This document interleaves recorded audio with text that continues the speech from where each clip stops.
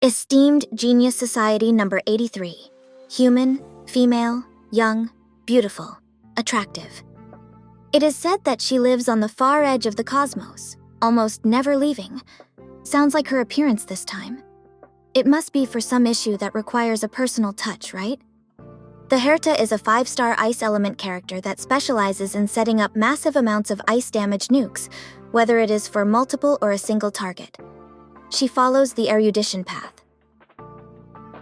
For simplicity's sake, I will call the Herta as Herta in this guide. Herta's kit is unnecessarily convoluted, so to prevent making this guide too long, I will try my best to summarize her kit and give general tips to optimize her gameplay. Herta's technique grants herself a 2-turn 60% attack buff at the start of the battle. At the same time, she would trigger her talent at the start of each wave and immediately apply 25 interpretation stacks on a random enemy, but prioritizes an elite level or higher enemy. Whenever an enemy spawn, Herta would automatically apply 1 stack of interpretation on them. Herta's gameplay revolves around stacking up both interpretations and answers to increase her damage output. Interpretations are the numbers you see on top of the enemy's health bars. The numbers would mainly increase through Herta's A2 trace, where it applies 1 stack to each enemy hit by anyone in the team. The only other source of interpretation stacks is when Herta uses her skill where the main target would receive an extra stack. Herta can enhance the effect of her A2 trace through her A4 trace. When an ally attacks, Herta's A4 trace applies 1 stack on the target with the current highest interpretations. If the attacker follows the path of Erudition, then it applies 2 extra stacks. Let's review that quickly. So normally, if Herta hits 3 targets with her skill, she would apply 1 stack on the main target and 1 stack each to all targets hit for a total of 4 stacks. If her A4 trace is activated by having another Erudition character, Herta would apply 3 extra stacks on the enemy with the current highest interpretations for a grand total of 7 stacks. Assuming 5 enemies, Herta would apply a total of 6 stacks by default. With A4 trace enabled, then she applies a total of 9 stacks instead. The same results would apply to the other Erudition, except for that 1 extra stack applied specifically by Herta's skill on the main target. The reason why I explained how Herta applies interpretation stacks first is due to how her A6 trace works, where it provides answer stacks depending on the amount of interpretation stacks you apply. Basically, her A6 trace provides 1 answer stack per 1 interpretation stack applied. So if anyone in the team applies 5 stacks of interpretations, she also gains 5 stacks of answers. Interpretations can stack up to 42 times per target, while answers can stack up to 99 times. And now that you know how to apply interpretations and gain answers, it becomes easier to explain Herta's kit. Herta's skill is simply a 2-step blast attack, which is easier to understand with this graphic. Even though it technically consists of 3 blast attacks, it is considered as a single attack instance. So don't go expecting it to provide 3 stacks to someone like Fei Xiao. Interestingly, it has a hidden mechanic where it would still hit twice if there's only 1 target available. Herta's ultimate is an AoE attack that increases its damage based on the amount of her answer stacks. Each answer stack provides 1 additional attack modifier, which means it would deal a maximum of 200 plus 99% attack as ice damage to all enemies at level 10. Before it deals damage, it would rearrange the interpretation stacks on the enemies and prioritize transferring it to an elite level or higher target. It also grants Herta a 3-turn 80% attack buff. After it deals damage, Herta would immediately take action and gain 1 stack of inspiration. Inspiration can stack up to 4 times, and as long as she has it, Herta's enhanced skill would be enabled. This automatically means that Herta's normal skill is disabled as long as she's holding on to an inspiration stack. Finally, we have Herta's enhanced skill, which is her bread and butter. It is mostly a copy of her normal skill, except it would trigger her talent afterwards. Basically, it increases the blast attack modifiers from 70% to 80%. And additionally deals 40% to all enemies at level 10. Now here comes the juicy part. Herta triggers her talent after her enhanced skill. For each interpretation stack the main target has, Herta would deal an extra 8% of her attack as ice damage. This means her talent could deal up to an extra 336%, while half of it is dealt to all other enemies at level 10. After using her enhanced skill, she would consume 1 inspiration stack. If Herta is with another Erudition character, this damage is doubled, so it goes from 336% to 672%. Let me quickly summarize that for you. Herta's enhanced skill hits the main target 3 times due to its double blast pattern for a total of 240%, plus 40% due to the final AoE hit. Add 672%, then Herta would deal a grand total of 952% on the main target, almost double the modifier of Imbibiter Lunai's 500% Fulgurant Leap. This will be the main reason why Herta is ideally built with attack boots, as you would want to maximize the damage of her enhanced skill. After all, inspiration stacks are very limited. Other than that, here's some important things to note. Herta's A2 trace also provides 3 fixed energy for each enemy attacked by anyone in the team, up to a maximum of 5 targets for 15 fixed energy. Keyword here is fixed energy, which means it is not affected by any energy regeneration increase. This trace would work in tandem with her A4 trace, where as long as there's 2 Eruditions in the team, each ally attack would provide a minimum of 9 fixed energy, regardless if they only hit 1 or 2 targets. Normal calculation applies on 4 or 5 targets. If Herta's enhanced skill is used on a target with 42 interpretation stacks, the ice damage percent of this attack is increased by 50% through her A2 trace. After the attack, the interpretation stacks on the main target will reset to 1. Enemies that leave the field or get defeated would transfer their interpretation stacks to an elite level or higher enemy. As long as there are trash mobs, it is not particularly hard to stack interpretations back to max after using an enhanced skill. If Herta is teamed with another Erudition, all allies are granted with a permanent 80% critical damage increase through her A4 trace. Now let's talk about Herta's Light Cone, Relics and Planar Sets. This is Herta's Light Cone ranking. It assumes that Herta is fighting 3 enemies, uses a 2-turn ultimate rotation, has an Erudition teammate, and is equipped with the Scholar set and the Izumo Planner set. Remember that it cannot assume your specific team setups and rotations, so always take these calculations with a pinch of salt. Nothing beats Herta's signature Light Cone, Into the Unreachable Veil. It makes building a good critical ratio easy with its 12% critical rate increase. When the wearer uses their ultimate, they increase the damage of their skill and ultimate by 60% for 3 turns. Its effect that generates a skill point if the ultimate consumed 140 or more energy makes skill point management a lot easier. In Herta's case, it guarantees that she always has a skill point to use after getting an immediate action with her ultimate. Best alternative would be a rank 5 Peaceful Day due to Herta's high energy capacity, which caps the LC's effect. Other alternatives are listed. Just don't forget that some LCs have trigger conditions making them either stronger or weaker depending on the matchup. This is Herta's relic ranking. Her best relic sets are the Scholar set and the Poet set, with the Poet set being slightly stronger. However, the Poet set requires you to learn only 1 out of 2 of Herta's speed traces. The comparison only takes into account that Herta has an Erudition pair, but once you consider team buffs, the gap widens and the Poet set becomes stronger. This is due to the fact that critical stat boosts are much rarer compared to attack percent and damage percent boosts. If you already farmed for the Scholar set, just use it. I'm only throwing this information out for those who truly want to min-max the performance of Herta. For the Planar set, you can go for the Izumo set or the Arena set. Izumo is slightly superior, but Arena isn't really far behind. Use the one with better substats. You can easily swap your Jingliu's Arena set to Herta too. Aim for a critical rate or critical damage body, attack boots, attack rope, and damage sphere.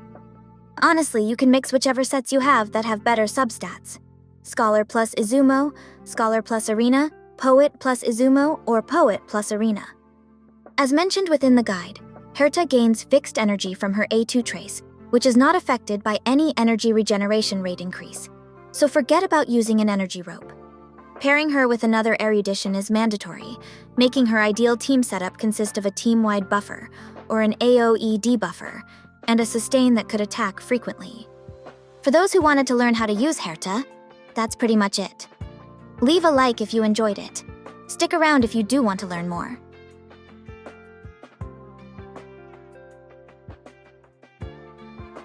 Herta is similar to Acheron. They want to team up with someone following the same path to enable their passives. So forming Herta's ideal team setup isn't particularly hard. You have Herta, a second Erudition, a team-wide buffer to buff both Eruditions or an AoE debuffer, and a sustain that could attack frequently.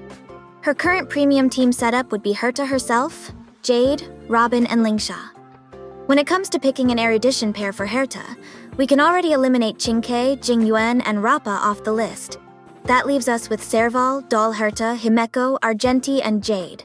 I'll take this chance to clear up a misconception when it comes to Serval. In normal cases, Serval is not really the ideal pick when it comes to the free-to-play options. The passkey Serval build is getting popular, but some players still don't fully understand how it works. One of its main requirements is to have 5 shocked enemies in the field, for Serval to have a 1-turn ultimate rotation. Again, 5 shocked enemies. If you're not consistently hitting 5 shocked enemies with her skill, she won't be able to perform 1-turn ultimate rotations. Speaking of Serval's skill, spamming it would actually cause you problems on skill point management. In most cases, you'll end up spamming her basic attacks instead. Speaking of basic attacks, let me correct some misinformation. No, Serval's basic attack doesn't hit all enemies. Serval's basic attack can hit up to 2 enemies at most with the help of her first Eidolon. It is her talent that hits all shocked enemies, but this is considered an additional attack which does not trigger Herta's major traces. However, there's a special case where Serval is easily one of the best options. That is when the Remembrance Trailblazer is in the team. You see, Serval has an insane energy regeneration due to her second Eidolon. Add the passkey light cone and an energy rope, this energy regeneration becomes more insane. The energy she generates is converted into charges for Mem, the Trailblazer's Memo Sprite. When Mem reaches full charge, she immediately acts and is able to advance an ally forward by 100%. Herta, Serval, and Remembrance Trailblazer is more of a 3-way synergy. Doll Herta and Himeko are obvious choices for their AoE follow-up attacks. Argenti is similar to Serval, where his insane energy generation is synergistic with the Remembrance Trailblazer. However, Argenti is much more consistent than Serval against multiple enemies, since he could spam his ultimate consecutively without needing to take a turn. Jade is the most consistent option as her attack frequency against multiple targets is very reliable. She can also put Herta into the 134 speed breakpoint effortlessly through the Debt Collector buff, which provides a fixed 30 speed boost. However, if Lingsha is in the team, it is better to give Lingsha the Debt Collector buff. For team-wide buffers, we have Ruin Mei and Robin, with Robin being the superior pick. For AoE debuffers, there's Pella and Zhao Chu. However, Pella stands out for 3 good reasons. One is that she is an ice element character that could wear the Penacony set. 2 is that Pella's E4 is insanely powerful and could drastically increase the damage output of Herta. Lastly, Pella can generate a lot of energy through her talent, which is synergistic with the Remembrance Trailblazer. Zhao Chu does have an edge when it comes to pure fiction, because he could wear the solitary healing light cone and generate massive amounts of energy through trash mob kills. Do remember that this is only useful if the Remembrance Trailblazer is in the team. For sustain with high attack frequency, we have Preservation March, Gallagher, Aventurine, and Lingsha. Luocha and Fushuan are still worth mentioning due to their AoE attack ultimates. Aventurine is not as synergistic with Herta due to the lack of a follow-up attack in Herta's kit. Huoho is a very good pick if the Remembrance Trailblazer is in the team. Here's some special mentions. The Remembrance Trailblazer is extremely synergistic with Herta. One is that Herta generates so much energy herself that it charges Mem really fast. More Mem charges, more advance forwards. 2 is that Herta's energy capacity caps the effect of Mem's support, which allows Herta to deal 50% true damage. If you didn't know, 50% true damage is basically a straight-up times 1.5 more damage on every damage tick. Lastly, Herta being ideally built slow means she gets huge value out of Mem's 100% advance forward. Yukong is a classic when it comes to setting up nukes. Before, it was worth mentioning that an E2 Imbibitor Lunai can set up a massive nuke by comboing Fulgurant Leap into Ultimate into another Fulgurant Leap all under Yukong's buffs. Herta has a built-in immediate action after using her ultimate, and could hold multiple stacks of inspiration. This means that Herta can do something similar where she could combo her enhanced skill into ultimate into another enhanced skill, all under Yukong's buffs. However, it is easier said than done.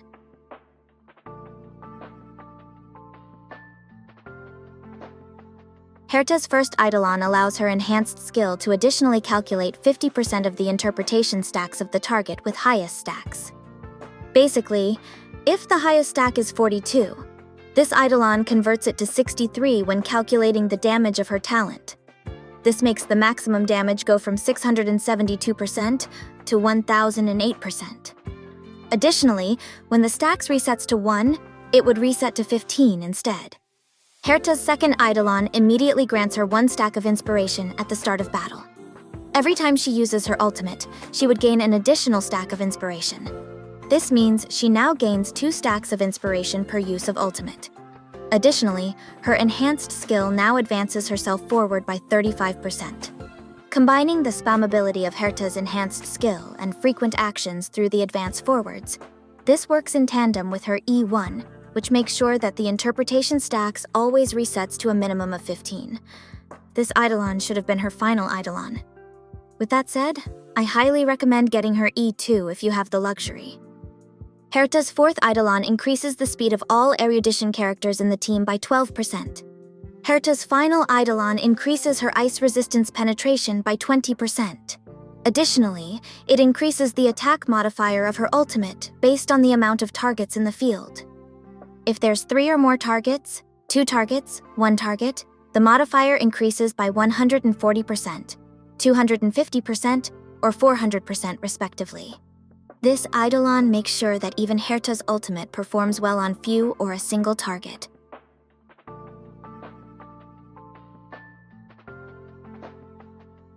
Overall, the Herta will definitely join the others sitting on top of the meta, as expected from an emanator.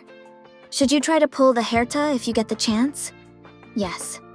It is possible that Acheron and the Herta being extremely strong is due to the fact that they are emanators of their paths, and this might be a recurring theme. There's simply no denying the value of pulling for Acheron, since she has proven over and over that she excels at any type of endgame content and has yet to fall off.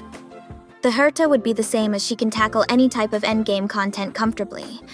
Considering Acheron, Rappa, and the Herta has already happened. I will change my pulling recommendations to favor characters like them, who consistently excel at any type of content. And that's it for this video. I hope you guys enjoyed it, and I will see you on the next one.